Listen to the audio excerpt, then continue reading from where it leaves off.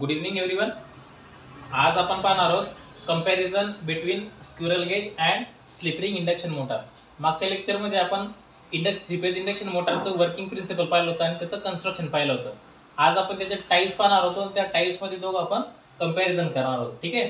तर कंपॅरिझनमध्ये पहिले बघा मी काय घेतलेलं आहे, स्क्विरल गेज इंडक्शन मोटर आणि दुसरी जी असणार आहे ती काय असणार तुमची स्लिप रिंग इंडक्शन मोटर.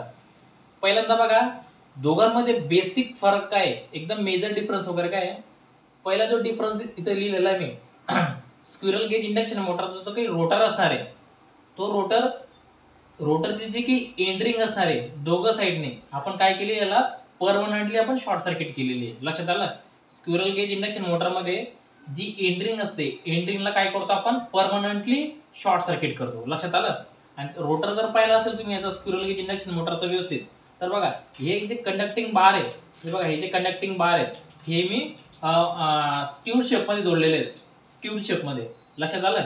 आता स्लिप रिंग इंडक्शन मोटरचा जर रोटर जर पाहिला आपण, तर स्लिप रिंग इंडक्शन मोटर मध्ये हा जो रोटर आहे याच्यात एका साईडला काय लावलेलं आहे मी, स्लिप रिंग लावलेलं आहे. स्लिप रिंग कशापासून बनते, फॉस्फरस ब्रॉन्झ मटेरियल पासून बनते. लक्षात आलं.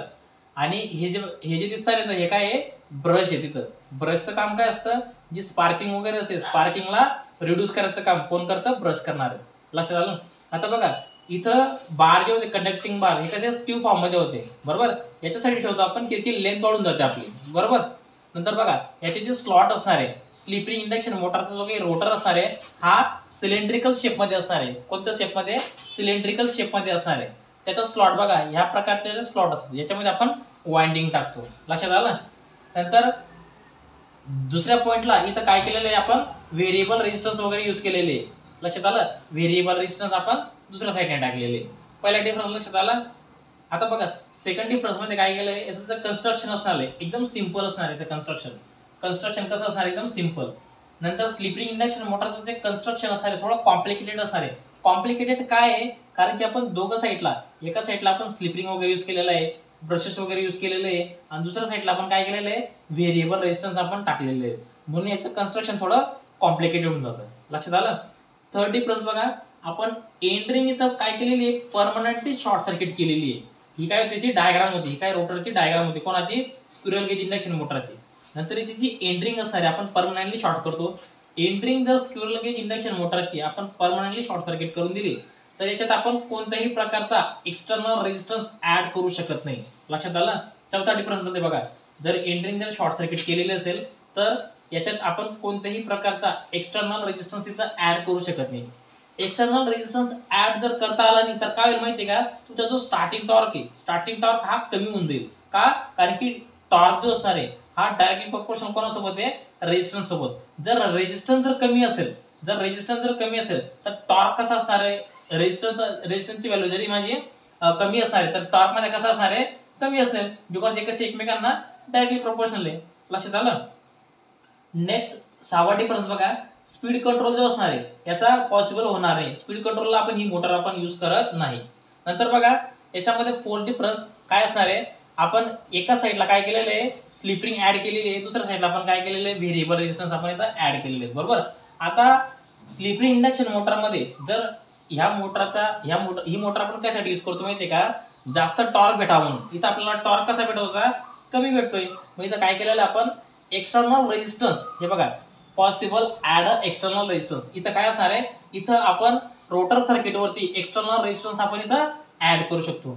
रेजिस्टन्स ऍड केल्याने काय होणार आहे, इथं आता बघा रेजिस्टन्स काय करतो मी, इथं रेजिस्टन्स ऍड करतो म्हणजे रेजिस्टन्स इथं इन्क्रीज झाला. रेजिस्टन्स जर इन्क्रीज जर होईल तर तुमचा टॉर्क सुद्धा इथं इन्क्रीज होऊन जाणार आहे. बिकॉज हे रिलेशन कसं आहे, डायरेक्टली प्रोपोर्शनल आहे, बरोबर. स्पीड कंट्रोल साठी आपल्याला इझिली पॉसिबल होऊ शकतं. का, कारण की इथं आपण व्हेरिएबल रेजिस्टन्स आपण इथे यूज केलेले आहेत. रेजिस्टन्स व्हॅरी करून आपण स्पीड कंट्रोल करू शकतो. लक्षात आलं. 7 पॉईंट मध्ये बघा याचं मेंटेनन्स कसं असणार आहे, कमी असणार आहे. मेंटेनन्स कसं असणार आहे, याचं कमी. पण कंपॅरिझन मध्ये जर पाहायला गेलं तर स्लिप रिंग इंडक्शन मोटरचं मेंटेनन्स खूप हाय असतं. का, कारण की याच्यात स्लिप रिंग आणि एक्सटर्नल रेजिस्टन्स इथं ऍड झालेले असतात, म्हणून याचं मेंटेनन्स जास्त असतं. 8 पॉईंट बघा, याची इफिशियन्सी कशी असणार आहे, जास्त असणार आहे ऍज कम्पेअर टू. का जास्त असणार आहे ते पण सांगतो तुम्हाला, आणि याची इफिशियन्सी कमी का असेल पहिले सांगतो तुम्हाला. याची स्लिप रिंग इंडक्शन मोटरची इफिशियन्सी आपल्याला कमी भेटते. का, कारण की इथं आपण एक्सटर्नल रेजिस्टन्स आपण यूज केलेले आहेत. रेजिस्टन्स ऍड केल्याने इथं लॉसेस कसे होऊन जातील, जास्त होऊन जातील. लॉसेस जास्त झाल्यामुळे इफिशियन्सी कशी भेटणार आहे मला, कमी भेटणार आहे as compare to squirrel cage induction motor. Squirrel cage induction मोटरची इफिशियन्सी कशी असणार आहे, जास्त असणार आहे. नंतर 9 पॉईंट बघा, याची जी कॉस्ट असणार आहे, कॉस्ट ही कमी असणार आहे as compare to slip ring induction motor. Cost कमी काय आहे, कारण की इथं स्लिप रिंग वगैरे नाही आहे. स्लिप रिंग वगैरे खूप महागड्या वगैरे असतात म्हणून इथं आपण युज करत नाही, म्हणून याची कॉस्ट कशी होऊन जाते, कमी होते. स्लिप रिंग इंडक्शन मोटर मध्ये आपण स्लिप रिंग वगैरे युज करतो, त्याच्याने याची कॉस्ट कशी होऊन जाणार आहे, जास्त होऊन जाणार आहे. बरोबर. नंतर लास्ट पॉईंट बघा 10 पॉईंट, याच्यात कोणत्याही प्रकारचा मुव्हिंग कॉन्टॅक्ट नसणार आहे रोटरवरती. रोटरवरती कोणत्याही प्रकारचा मुव्हिंग कॉन्टॅक्ट नसतो. कोणामध्ये, स्क्विरल गेज इंडक्शन मोटरमध्ये. आणि स्लिप रिंग इंडक्शन मध्ये आपण काय केलेलं आहे, रोटरवरती काय केलेलं आहे, आपण एका साईडला आपण स्लिप रिंग ऍड केलेलं आहे आणि एका साईडला काय केलेलं आपण व्हेरिएबल रेजिस्टन्स इथं आपण ऍड केलेलं आहे. आणि कार्बन ब्रशेस सुद्धा आहेत, कार्बन ब्रशेस. लक्षात आलं, हा डिफरन्स होता स्क्विरल गेज इंडक्शन मोटर आणि स्लिप रिंग इंडक्शन मोटरचा. ठीक आहे.